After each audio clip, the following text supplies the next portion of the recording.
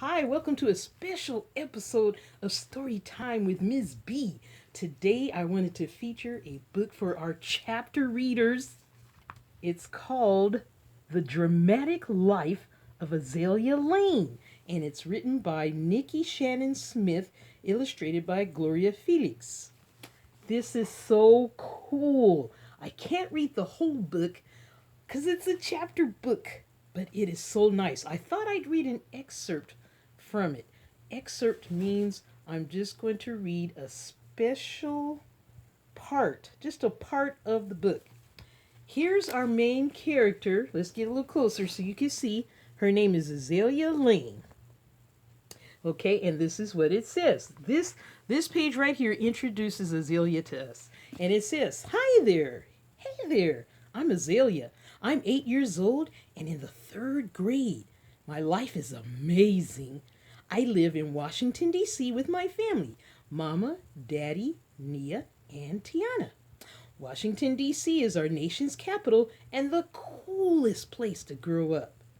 Mama has her very own restaurant here called Avec Amour. That means with love in French. She named it that because she adds love to everything she does. My daddy is a lawyer. He sues bad guys for a living. The bad guys are big businesses that do things that hurt other people. But my daddy makes them pay. He makes sure they're held responsible. Tiana is my baby sister. She's 4 years old and pretty cute most of the time. I like her a lot, even though she comes in my room too much. I also have an older sister named Nia. She's in middle school and is always in her room. Always. Mama's sister, my Auntie Sam, takes care of us when Mama and Daddy are busy. I love Auntie Sam. She's never too tired to play and she likes to do art. She also likes adventures, my favorite. Aside from my family, there are three main things you should know about me. One, I'm curious, not nosy, despite what Nia says. Number two, I'm good at solving mysteries. Very good. Number three, I live in the White House. Okay, not the real White House. The President of the United States lives there. But my house is big and white. Plus, it has a great big living room and a nice backyard. It's just as good as the real White House, if you ask me. It's hard to believe this amazing life all belongs to me, Azalea Lane. So that introduces us to our main character. I'm going to read chapter 1. And after I read chapter 1, you're going to say, "Mom, Dad, please take me to get this book from the library." Chapter 1 is called Willow Wonka and Her Sister. Did you catch that? Willow Wonka and Her Sister. Here we go. "Action!" the drama teacher yelled. The theater lights dimmed. Actors came onto the stage. I couldn't believe my luck. I was about to watch a top secret rehearsal at my big sister's middle school. I stared up at the stage. A beautiful candy garden had been set there. My older sister, Nia, was up there too. She wore a long, glittery purple coat and a matching purple top hat. The dark theater and bright spotlight made the coat look even shinier.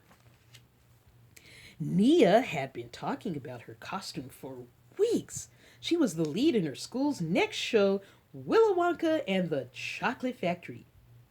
Willy Wonka was originally supposed to be a boy, but Nia's teacher, Mr. Greedy, had changed the name to Willy Wonka just for her.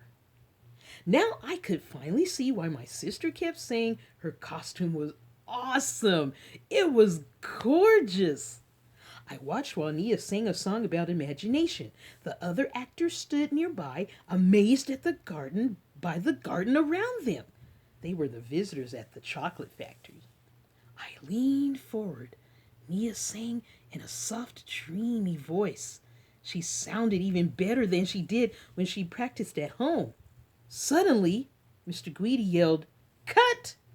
Everyone froze, including my sister. She looked very upset. Yes, now as you know, sometimes chapter books don't have a lot of pictures, but when they do, we'd like to show them. Why did Mr. Greedy yell, "Cut"? I don't think Neil wants to stop, I thought. A boy came out from the back. "What happened to the lights, Mike?" Mr. Greedy asked.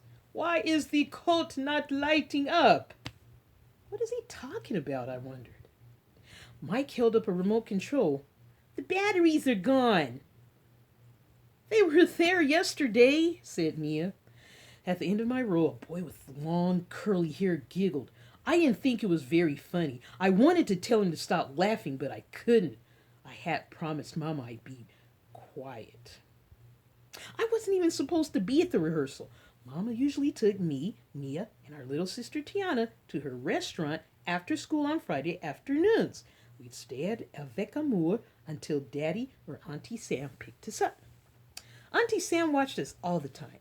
Between Mama's restaurant and Daddy's job as a lawyer, my parents were pretty busy. I loved being with Auntie Sam. We always had fun. But today after school had been very unusual. When I got to Mama's car, my little sister wasn't there. "Where's Tiana?" I asked. "She's at her friend Kevin's house playing," Mama said. "It's the mayor's birthday today, and she's celebrating with dinner at Avec Amour. That means I can't bring you to work with me today." "Why?" I asked. "The mayor's party is in the private dining room," Mama explained. "You can't be in there and you can't sit alone for 3 hours. Daddy is working late and Auntie Sam is out of town." There was nobody to watch me. That's how I ended up at Nia's rehearsal. Mr. Greedy had agreed I could stay there for the evening, but he had what Mama said called conditions. Number 1, I had to stay quiet. Number 2, I had to stay quiet. Mama had reminded me about this 3 times before she left. That's why I couldn't tell the boy to stop laughing. I wonder why he's allowed to be in the theater, I thought. Does he have conditions too? Mr. Greedy crossed his arms and looked at everyone. "Batteries!" he yelled. Every light in the theater came on. All the kids on stage looked nervous. Nia looked like she was about to cry.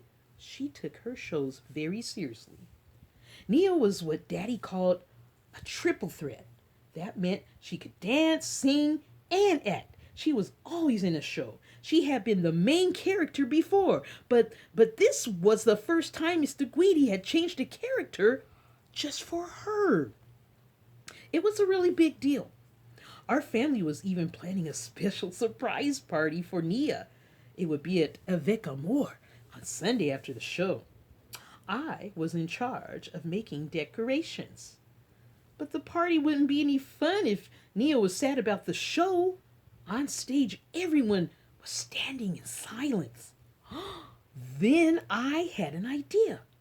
I'd noticed a TV in the lobby when I got to the theater. I had a feeling it had a remote with batteries. I knew it. I was supposed to stay seated and quiet. I really wanted to help, though. Nia needed me. I had 2 choices. Number 1, I could follow the conditions. Number 2, I could interrupt. My heart started to beat fast. I knew I might get in trouble with Mr. Greedy. I knew Mama and Daddy would find out I hadn't listened. I also knew Nia might get mad at me. But I did it anyway. "Mr. Greedy!" I stood up and yelled, "I have an idea." And that's chapter 1. You have to get this book so you can find out what happens.